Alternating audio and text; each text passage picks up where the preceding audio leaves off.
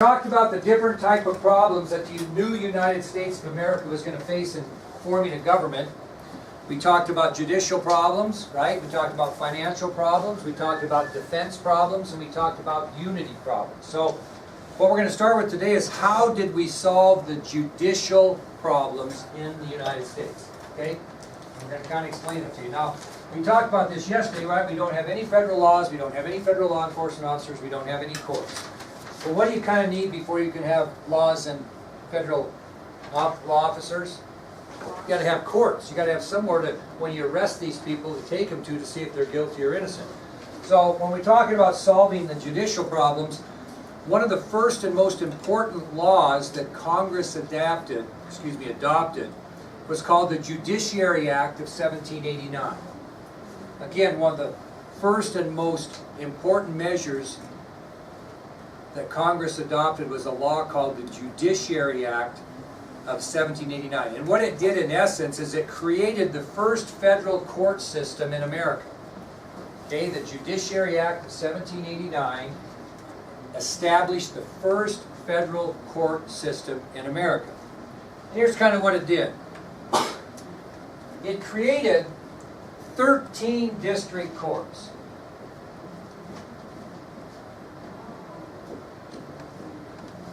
Okay, 13 district courts. Where are they located geographically? 13 district courts.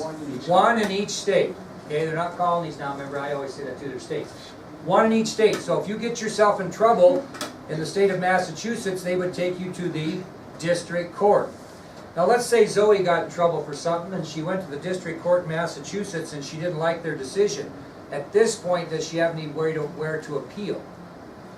No. Because of that, the Judiciary Act also established 3 circuit courts. That if you weren't happy with the decision that was made at the district court level, you could appeal to the circuit courts. Where did they put those courts geographically? Direction. One in the north? Well, we have 3. One in the north. Here we are. One in the north, one in the south, and one in the middle. Okay? One in the north, one in the south, and one in the middle. Now, if Zoe went to district court and didn't like what happened to her, and she appealed to the circuit court and didn't like what happened to her, she has no further court to appeal to at this point, right? But that was changed when we did what, Carter? Established one Supreme Court. Okay, be boisterous, young man. One Supreme Court. Now, the first ever Supreme Court consisted of 1 Chief Justice and 5 Associate Justices, 6 members of the Supreme Court. And who was the first Supreme Court Justice? John Jay. John Jay. So, when we talk about solving the judicial problems, the most important measure that Congress took was adopting the Judiciary Act of 1789, which established 13 district courts, 1 in each state, 3 circuit courts, 1 in each geographic area of the states, and 1 Supreme Court. Where's the Supreme Court located now? Okay, usually it's located where? At the Capitol, right? Where's the Capitol now? In this tier, not now, but in 17, whatever. New York City. Okay, keep that in mind. Okay, let's move on to solving the financial problems. We got a lot of those, don't we? A lot of financial problems. How much are we in debt, Daniel? A lot. Well, how much is a lot? Billions. No, not in those dollars. How many million? Look in your note. How many $1 million were we? Oh, I didn't tell you that yet, have I? No, that's one.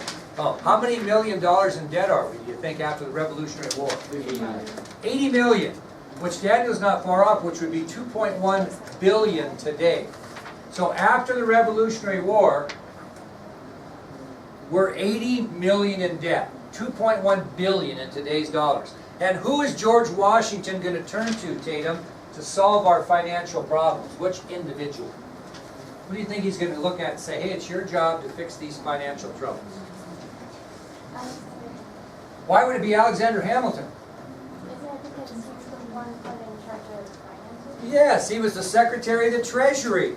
So Alexander Hamilton is going to be the one that George Washington turns to and says, hey, we got to get us out of these financial issues. Do you realize, Mr. Hamilton, that we owe $80 million after the Revolutionary War? Now, Hamilton was a man of integrity. He was not going to take the easy way out. He believed strongly that a nation, just like an individual, had to pay off their debts or lose the trust of their neighbors.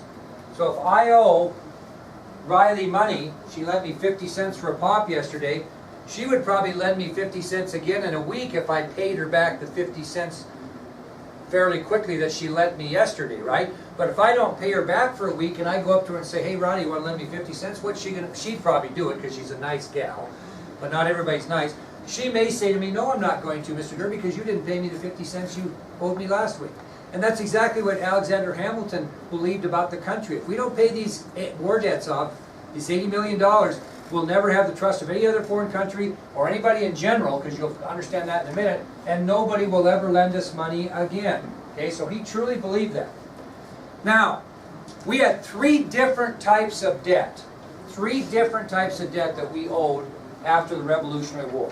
First was foreign debt. Foreign debt. That means we owed money to what? Other countries. Three in particular, which we'll get to in a minute. So we owed money to foreign countries. We had foreign debt. Countries that lent us money to fight the Revolutionary War. We'll talk about that in a minute. Okay, we also had domestic debt.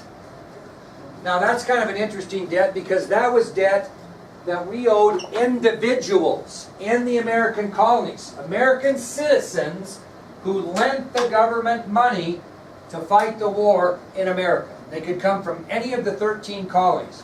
Okay, they lent the government money, and we had to pay that back as well to individuals like yourselves. So we owed money to foreign countries. We owed money domestically to citizens of our own country. And then, kiddos, we also had state debts where we owed money to individual states. Okay? So we had foreign debt, in which we owed foreign countries, domestic debt to individuals within the American colonies, and state debt to individual states that lent us money during the Revolutionary War. Now what we're going to do is we're going to break these up and tell you how we repaid them. And we're going to start with foreign debt. Of the $80 million that we owed in foreign debt, $12 million we owed to France, the Netherlands, and Spain. Those three countries we owed $12 million total. France, the Netherlands, and Spain. And how do you think we chose to pay them back, Kate, since we don't have a dime yet, and we haven't put together a tax program to raise revenue? How are we going to pay them back? I'm going to put this in layman's terms. Kate wants to go buy a used car, 2012 Ford Taurus. And she didn't have any money because she's just a high school girl. But people like her. She's a trustworthy young lady, comes from a good family. So she goes down to Pinnacle Bank and she says to Gil McKendry, Gil, you know me, you know my family, I'd really like to get this car, but I don't have any money. He would loan her the money for the car. And how would she pay him back? She doesn't have any money right there. If she had a bunch of money right there, she'd just buy the car, right? So how's she going to pay Gil back? What? You say welfare. What did you say? Well, you're going to work, but how are you going to pay him back? That's right. You're going to pay him so much over a fixed period of time. And what's he get out of the deal? He's just going to loan you 10 grand for a car and say you're a good kid. What's he going to get out of the deal? Interest, right. So she's going to go in there and borrow this $10,000 over time, over 4 years, and she's going to pay back with 7% interest. And when Gil gets done, he's going to get his $10,000 plus probably $2,000 or $3,000 in interest. That's how he makes a living.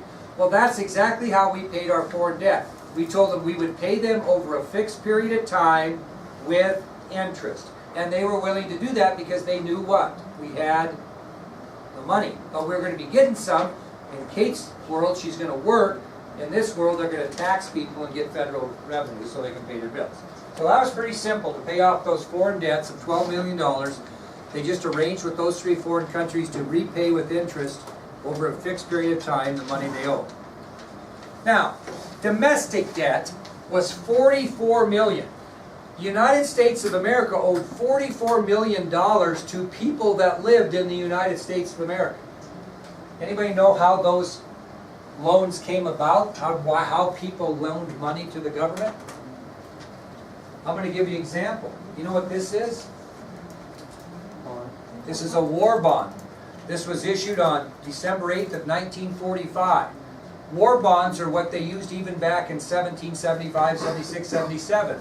In other words, somebody, and this has never been cashed, so I may be holding a ticket out of here, just so you know. This is a $25 war bond that was issued on December 8th of 1945. It hasn't been cashed. This person probably, there's 2 types of ways this could work. They could have bought this for $25, and now it's worth a lot of money because the interest is accrued over 55, 65, 75, 85, 95, 2005, 2005, 73 years. That'd be pretty good interest at 5 or 6%, wouldn't it? Or the person could have bought this for $15 and was promised 25 back when the war ended. That was their interest. You see what I'm saying? So that's kind of how they work. Well, all these people in the United States bought these war bonds, and I don't know which way they bought them. My guess is they bought them for 25 bucks, and they were promised that if the Americans won the Revolutionary War, we'll give you your 25 bucks back and another 5 bucks for lending us the money. That's how they work, okay? Now that only works if what happens, Carter? Well, if they're still living, but they lent this with the intention that we would what the war? What happens if we lose? They are going to get their money. They must have had enough confidence they were going to win. They gave us this money, okay? So they only get the money back if we win. Well, Hamilton really believed what we had to pay back these people as well. But Congress got a little ticked off at what we know as speculators. What are speculators? Your brother's kind of a speculator over there at Riverton. What's he do? Sells What's he sell? cars. And what? But does he sell them for what he buys them for? Makes money. Yeah, he makes money on selling. He'll either go over there and find some poor guy that needs money and give him half as much as his car's worth, right? Or he might buy one that's a fixer-upper where he's got to put some money into it and then he sells it for a profit. But here's what happened here. Picture this in your mind. So Riley has bought this war bond. She's got $100 worth of war bonds that she bought during the Revolutionary War. And have there been times in the Revolutionary War that we look like we might lose? Several times, right? So these speculators are gamblers. So I walk up to Riley and say, hey, Riley, listen, you got $100 wrapped up in that bond. Isn't looking too good, is it, for these Americans? You know what happens if the Americans lose? You're not going to get any money out of this. I'll tell you what, I'll give you 50 bucks for your $100 bond. Riley might say yes. Why? Why might you sell it to me for 50 bucks when you paid 100? Well, yeah, that'd be okay. It's your money. So we're at a point, we're in Valley Forge. Washington's troops are starving to death. Things aren't looking good. Some guy comes up to you and says, hey, I'll give you 50 bucks for the $100 bond because it looks like we're going to get beat.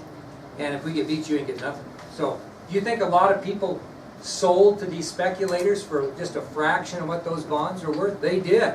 Because there were several times during the Revolutionary War that things were looking good. And these people had their money wrapped up and they figured something was better than nothing. Right? Well, when the war ended and we won, a lot of these war bonds were not held by the people that bought them. They were held by who? Speculators. And Congress said, wait a minute. These guys aren't the original buyers of the bonds. We're not going to pay them back because they're scummy. I mean, they're speculators. They took advantage of McKinsey when she needed money and thought the Americans were going to lose. They only gave her $30 for her $100 war bond. We're not paying those people back. What do you think Alexander Hamilton said when he heard Congress say that? What did Alexander Hamilton say? The man that was put in charge of making sure we do things right. What did he say? Yeah, I'm with you? Or, no, we're not doing that. Anybody want to guess? He's a man of honor. What? He said, listen, it doesn't matter who we owe this money to. We owe this money. I know these people are scummy, so to speak. I mean, I know these people took advantage of other people, but we owe the money, we got to pay it. So he convinced Congress that even though the money was probably not honestly made, that the bonds had to be paid off at their original value, no matter who held the bonds, because you have to pay your debt to get the trust of anybody else. So, how did the United States arrange to pay these individuals they owed money? Kate? How they pay these individuals? They're going down to Gillick, and they're going to pay. How are they going to pay them? They're going to pay them back over a fixed period of time with what? Interest. Same thing. Okay? Same thing. I would loan you money, Kate, because you're awesome. You'd pay me back, right? And that's what these individuals thought the United States would do. And they even paid back the speculators that they hated to pay back because they thought they were not honest people. So what's that leave us with? What's our last debt? We owe money to who? Individual states within the United States. Now, before you write anything down, I want you to listen so you understand this. Where did these states get their money to loan the federal government? Where did the state of Virginia get the money that they lent to the government to fight the war? From which people? People in that state. Okay? So, if you look at this, really the state owes the individuals, right? The state owes. But the federal government's going to be willing to cover the state's debts. Does that make sense? When would that become a problem? So you're the state of Mortimer, and you're the state of Schmelzer. And the state of Mortimer lives in the north, and the state of Schmelzer lives in the south. And the federal government's agreed to pay off those state debts for those states that owed money. Problem is, the state of Schmelzer already paid back their citizens, because they were wealthy enough to do that because they were in the south making profits. Where the state of Mortimer hasn't paid theirs back. What do you think if you're the people that live in the state of Schmelzer? Do you want your tax money to go paying off Mortimer's debts? No, it caused a controversy because all the South paid off theirs. The southern states paid their citizens what they owed them. It was the northern states that still owed these citizens. And what Hamilton is saying is that no, we're going to assume all these debts, okay? No matter who owes what, the government's going to pay them. Well, the South said, wait a minute. Wait a minute, we already paid our citizens. So now we're going to get taxed, and this money's going to go pay off the state of Mortimer, who didn't pay off their citizens? That's not right. And it caused a controversy. Hey, Schmelzer, you should know this better than anybody after yesterday. Since you're not tough enough, how do you get yourself out of a controversy? You negotiate, that a boy. So the North and the South negotiated this state debt. Now when you negotiate, somebody's going to get something and somebody's going to get something in return. Now this compromise on the state debt is going to be known in American history as the Assumption Bill. The Assumption Bill, because the South is going to assume the debt of the North, right? Even though they've paid off their citizens, their taxes are going to be used to pay the northern citizens off, right? So, here's how it works. The Southerners, who were led by Thomas Jefferson, he's their spokesman, agree that the national government will assume these state debts, including those in the north that are still owed. They got all theirs paid off, but the Southerners say, okay, fine, we'll help pay off the northern debt. But don't you think the Southerners are going to get something in return for that? You sure are. Here's what they're going to get. The Northerners, who are led by Alexander Hamilton, agree that if the Southerners help assume the state debt, they will agree to move the nation's capital, which is located where now? New York City, which is in which geographical area, really? North. Where do the Southerners want the capital? More south, right? So the Northerners are saying, all right, tell you what, if you help assume these state debts in the north, you being the Southerners, we'll move that capital further south. Now, it's actually going to be in the plan on this assumption bill to move the capital twice. From New York City to, first, for a period of 10 years. No, not yet. No, not quite that far south. It's a pretty historic city. You know, Rocky movies, where were they filmed? Philadelphia, that a girl. So, the agreement says we're going to move the capital from New York City to Philadelphia. And the capital will be in Philadelphia from 1790 to 1800. That's where the capital will be. Now that still wasn't quite enough south for the Southerners, but what were they doing with that 10 years that they were using to have the temporary capital in Philadelphia? What were they doing? Well, not the White House, but building the District of Columbia. So during that 10 years from 1790 to 1800, they were planning, designing, and building what will be known as Washington, D.C. on land that was donated by Virginia and Maryland. Okay? So the plan is in order. We'll move the capital from New York City to Philadelphia, and it'll stay there for 10 years because we think it's going to take 10 years to finish the new capital that we have today of Washington, D.C. And once, we're ahead of the game a little bit, but once it gets to 1800, that capital is going to be moved to Washington, D.C., and they will be in the process of constructing the White House and the Washington Monument and the Lincoln Memorial, although that's later. Okay? So anyway, this 10-year time period between 1790 and 1800 would be used to build a new national capital, which would be named Washington, D.C. Why not Washington, Virginia, or Washington, Maryland? Because it's not in either state, it's in the middle. In other words, it was moved to a federal district, or the District of Columbia. That's why people that live in Washington, D.C., we talked about this, have taxation without representation, because they do not live in a state, they live in a federal district. Okay? So that's the assumption bill. So that's how we took care of those debts. Okay? So we start a tax system. We're going to start collecting money, which takes us to our next subtopic, which is Alexander Hamilton creates a national bank. Why is he creating a national bank? Mr. Wolf? Dylan? What's he want a big bank for? Store money. What money? The money that we are going to collect